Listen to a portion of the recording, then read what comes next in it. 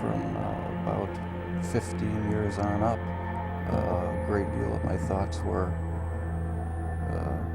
basically unshareable. We are all evil in some form or another. Are we not? Yes, I am not 100%, but I am evil. My mother was a sick, angry, hungry, and very sad woman. I hated her, but I wanted to love my mother. This is Serial Killing, a podcast. Hello again, and welcome to Serial Killing, a podcast. This is Alyssa Carroll, and I am your host and the creator of @serial_killing on Instagram, where we go through the life stories of serial killers to see if we might catch a glimpse of why they displayed their famous, vile, and disturbing behaviors. This week's podcast will be on Joachim Kroll. Joachim was born on April 17, 1933 in Zabers, Poland, but it was a part of Germany back then. So let's get into some history for that time. In 1933, we see the peak of the Great Depression in the United States. Statistically, 1 out of every 4 people were out of work. Hundreds of thousands of people found themselves homeless and were forced to move into shacks or tent cities, and some just had to wander from town to town looking for work. As poverty increases, so does the number of deaths from diseases such as tuberculosis, diphtheria, and scarlet fever. However, this year, they began to vaccinate against diphtheria. And this wasn't unique to just the United States. Nearly every country on the globe was suffering high unemployment rates. Due to this, leaders like Hitler came into power as people became desperate. As it was in 1933, Hitler became the Chancellor of Germany, then immediately banned all other political parties. Also this year, Japan revealed their machine gun that could shoot 1,000 shots per minute. Albert Einstein renounced his German citizenship and moved to the United States. He went on to become a professor of theoretical physics at Princeton. Einstein had been known as a pacifist and was Jewish, both factors that contributed to his fear of the new Nazi government that was taking over Germany.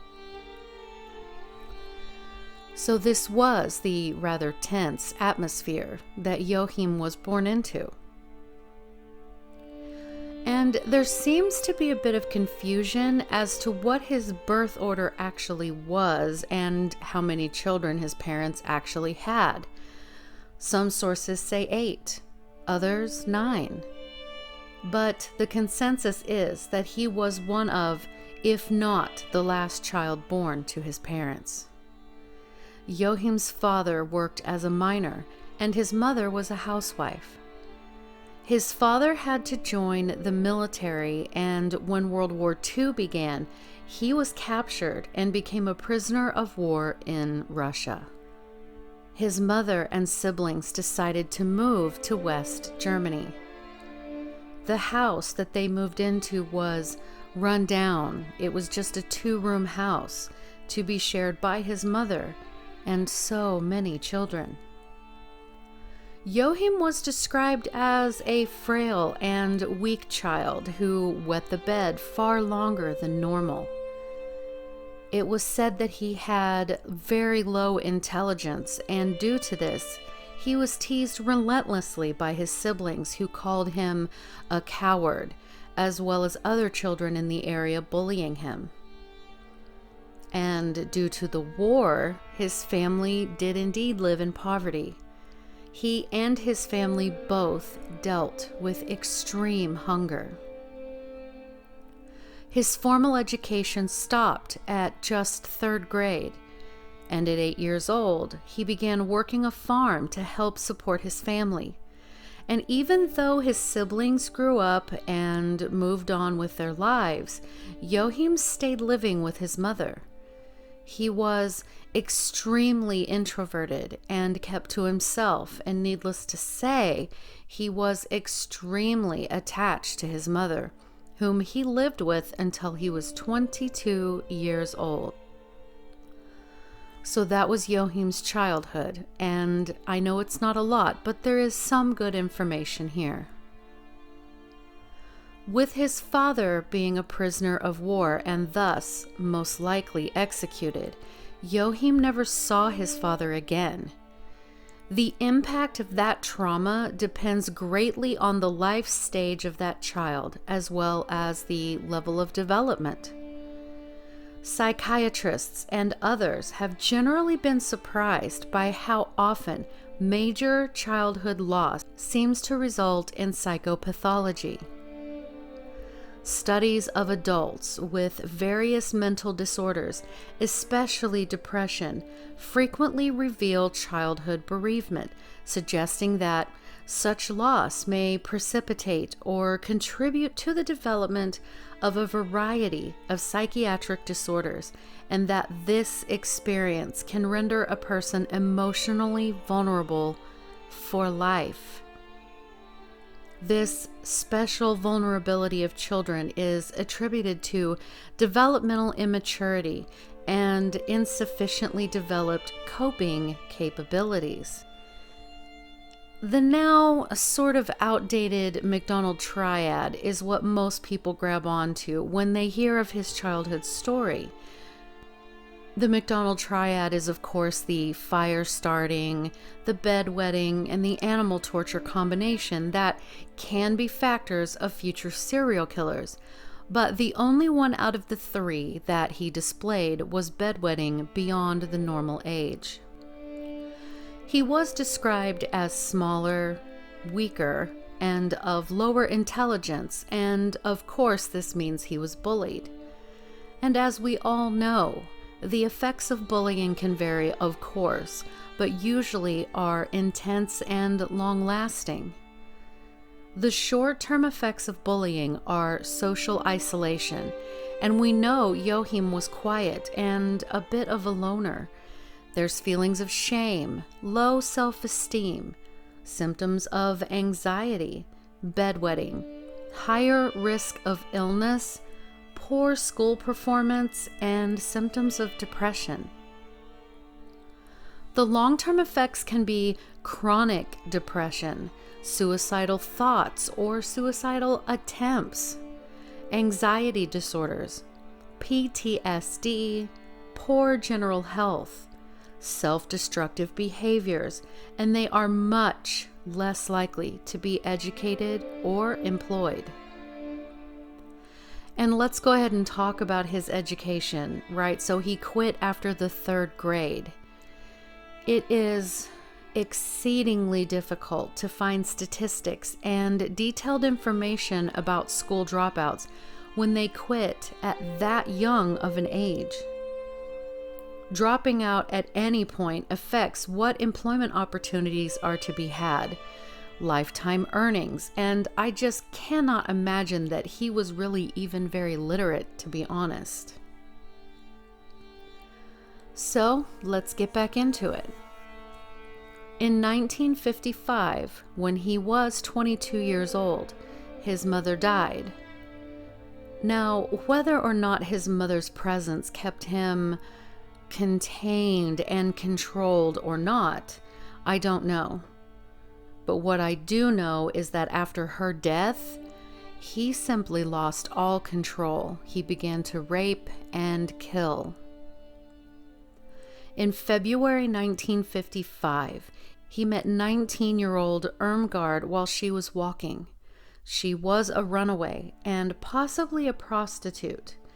Joachim invited her to walk with him in the woods, where he attacked her. He stabbed her 4 times in the neck. He strangled her and then raped her body. Her remains were found 5 days later in a barn, where they discovered that she had also been disemboweled. In 1956, 12-year-old Erica was strangled and raped. In June 1959, 3 years later, 24-year-old Clara was walking along when Joachim attempted to grab her arm. Now, she jerked her arm away, and so he hit her in the head. He then strangled her and raped her.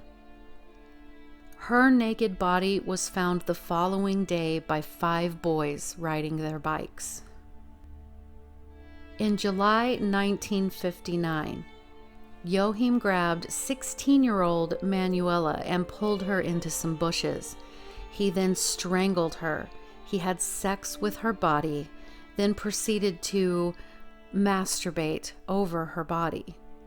He then cut out slices of flesh and meat from her bottom and thighs.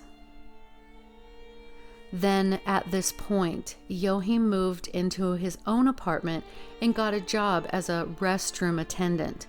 And for 2 years, he didn't murder, as far as we know. He became well known by his neighbors and was actually pretty well respected. He was very nice to the local children. He befriended them, and they called him Uncle Joachim, and he invited them into his apartment to play with the toys that he kept there, as well as candy that he bought, and he freely let them have it.